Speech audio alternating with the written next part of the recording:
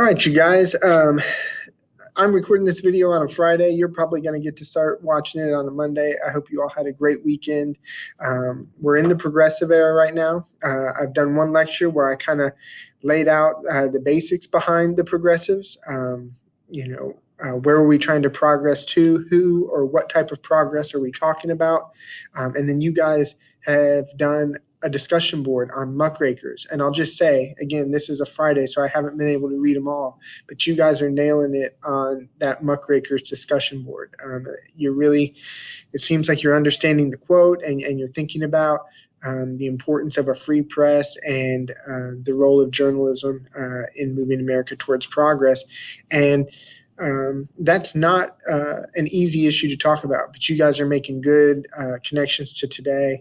And understanding the dilemma of, in the progressive era, you had these negative journalists who were exposing problems, and they were just putting like America's dirty laundry out there on the front page, but they were doing it in a way saying we need to fix this. And the good thing about the progressive era is that many issues did begin to change. And the point of this lecture is for me to show you some of the reformers who got involved and began to bring about change. I should highlight while I'm going to the lecture notes that not every issue will successfully be changed, but there will be lots of good progress. Down here in the links on our progressive page, I put this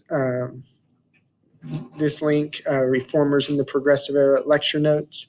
And when you bring this up, what you're going to see is I've got a quote here, and this quote is by a progressive reformer named Jane Addams, and I'm going to read it to you a little bit, and then we're going to go through some reformers that I want you to know. So first off, this is Jane Addams in 1906, and she is known as a progressive reformer, and this is what she says.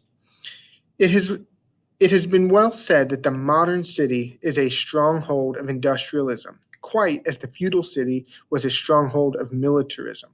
But the modern city fears no enemies and rivals from without, and its problems of government are solely internal.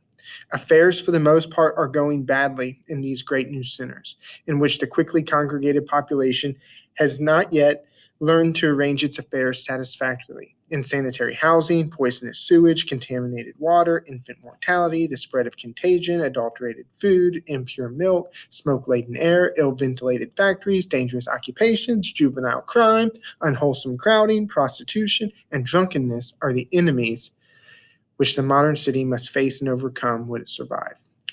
So that's a huge list of problems, by the way. Logically, its electorate should be made up of those who can bear a valiant part of this arduous contest, of those who in the past have at least attempted to care for children, to clean houses, to prepare food, to isolate the family from moral dangers, of those who have traditionally taken care of that side of life which, as soon as the population is congested, inevitably becomes the subject of municipal consideration and control. What's she saying there? She's saying, look, you have all these problems in the city, and who's the group of people that are best suited to fix them? She's referring to women. She's saying the electorate, the people who vote and make decisions, she's saying this should be women because women have always cared about these issues. She's like, yet as soon as it happens on a city level, it goes to essentially the men. Demands the help of minds and accustomed to a detail and variety of work, to a sense of obligation for the health and welfare of young children, and to a responsibility for the cleanliness and comfort of others. Now, what Jane Addams is saying, and this is not necessarily progressive by today's terms. By today's terms, we probably wouldn't take the approach that she's taking. But in 1906, Jane Addams is saying women have a knowledge base, they have a moral compass, they have a conscience that is attuned to these types of problems. And she says their voice need to be heard. Because of that, and I talked about this on the last lecture, tons of the progressive reformers are women. Here's some that I want you to know. Jane Addams, this is a picture of her. She was famous for starting settlement houses for immigrants and advocating for women to have the right to vote, as she was just doing in that speech that we read. Florence Kelly, she'll come up in your reading. This is a picture of her. Her big issue was child labor. We talked a lot in the Gilded Age about factory work and 6-day work weeks and 12-hour work days. What we didn't talk a ton about was how employers would use children as laborers or scabs to replace striking workers. And Florence Kelly sought to abolish child labor. A couple of other women to note: Frances Willard, Carrie Nation. This is Frances and this is Carrie. Carrie's always fun to talk about because she's got this hatchet in hand and she's got her Bible in the other. And these women were trying to bring about the prohibition of alcohol. They looked at poverty in cities and especially at domestic violence in homes, domestic violence that really targeted women and children. And they said the root cause of poverty and domestic violence is alcohol. And one of the progressive initiatives or reforms was this movement to try to ban alcohol in the United States. Now, the prohibition movement will be successful. The 18th Amendment will happen and alcohol will be banned. In the 1920s and early 30s, though, this does not have positive benefits on our country in terms of poverty and crime. It actually makes some of those issues worse. So kind of, I guess, 4 women in 3 different areas that I definitely want you to know these names and some of the issues that they are associated with. Now, the next big group that I want you to see is, let's skip this down, is Alice Paul and Carrie Chapman Catt. These 2 women were on the front lines campaigning for women to gain the right to vote. I've put 2 links here. These links are also on the Canvas page. So Alice Paul Hunger Strike and Alice Paul and Carrie Chapman Catt. Alice Paul and Carrie Chapman Catt are 2 women on the front lines of trying to get the right to vote, but they took 2 different approaches. Alice Paul is what we would call a radical. She's going to protest. She's going to march. She's going to go to jail. When she goes to jail, she's going to do a hunger strike. And this video, if you click on this, it's from an old MTV movie called Iron Jawed Angels. And it shows her going on hunger strikes and some of the treatment that she went through. It's fictionalized. It's a movie. But it shows what she went through trying to get women the right to vote.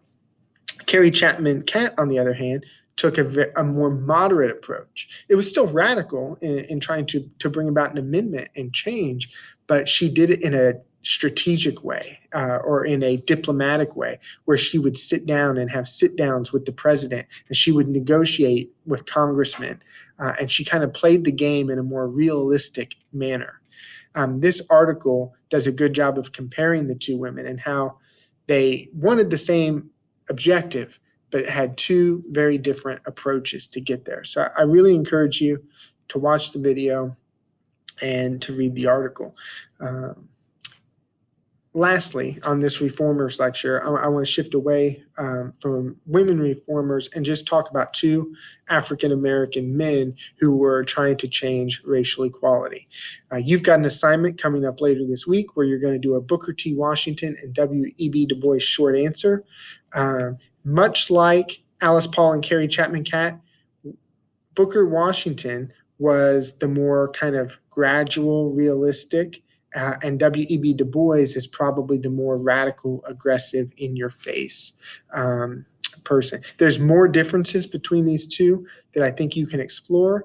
This is a class activity, this link here, that I would normally do in class. I would encourage you to read through that. And if you do that, it will help you do very well on the short answer later this week. That short answer is, it's going to be our first grade in standard CE5. So definitely brush up on Washington and Du Bois before you go and do that short answer.